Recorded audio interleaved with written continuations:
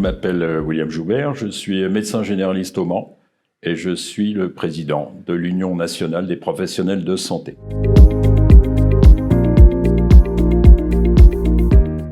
Nous représentons ici les 500 000 professionnels de santé libéraux. Je vais répondre à votre question concernant les généralistes. L'exercice isolé ou en cabinet de groupe classique a été pour une bonne période ce qui a fait la réponse et l'excellence, on va dire, du système de santé français, où on était considéré comme le premier système de santé au monde, classé par l'OMS.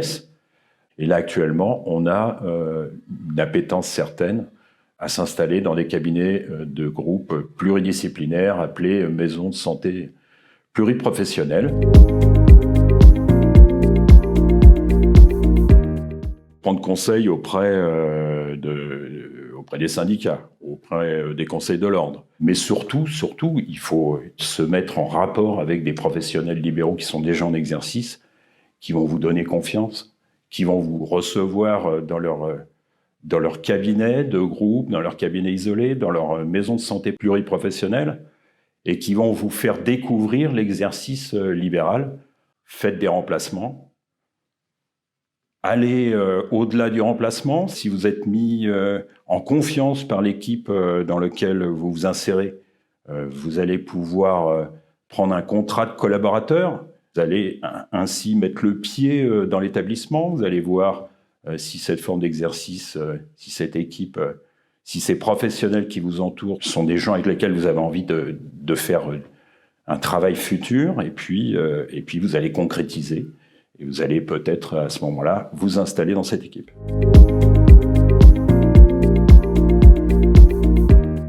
La réponse est oui, tout à fait.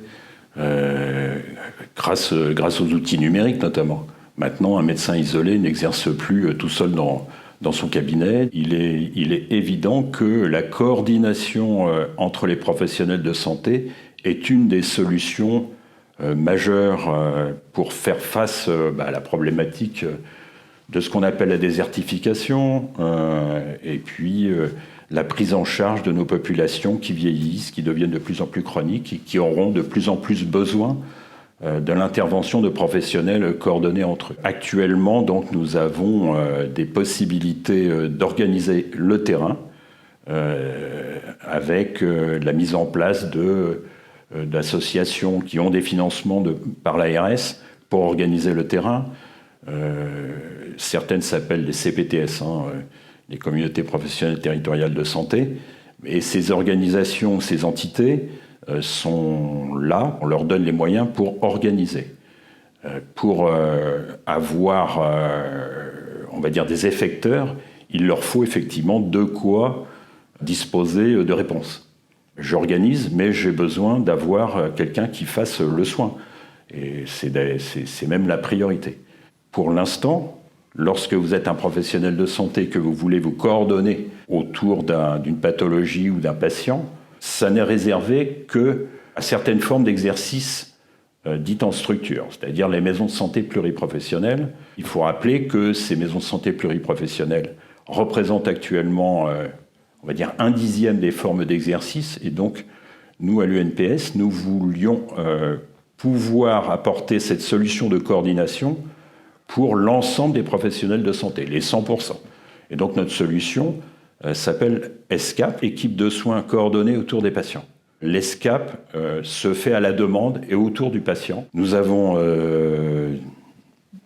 défini un cahier des charges, aussi bien au niveau de l'organisation que des outils numériques nécessaires pour qu'on puisse discuter entre nous, échanger des documents, des discussions, de manière à fournir une solution donc à l'ensemble des Français.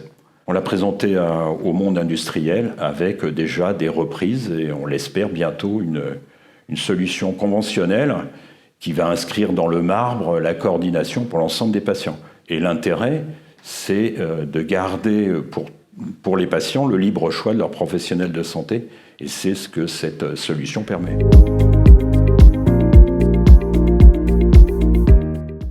On a devant nous des courbes démographiques différentes selon les professions. Pour les médecins, par exemple, on sait que dans 20 ans, il y aura beaucoup plus de médecins de terrain. Et on espère donc qu'ils auront toujours un exercice libéral. Moi, je le pense. Je pense que l'exercice libéral est le plus adapté, qu'actuellement nous sommes dans une période où on vit la pénurie et que les médecins libéraux sont les plus aptes à dégager du temps et à permettre une prise en charge supérieure au niveau population. Je pense que dans 20 ans, on aura une forme libérale qui restera présente et dominante.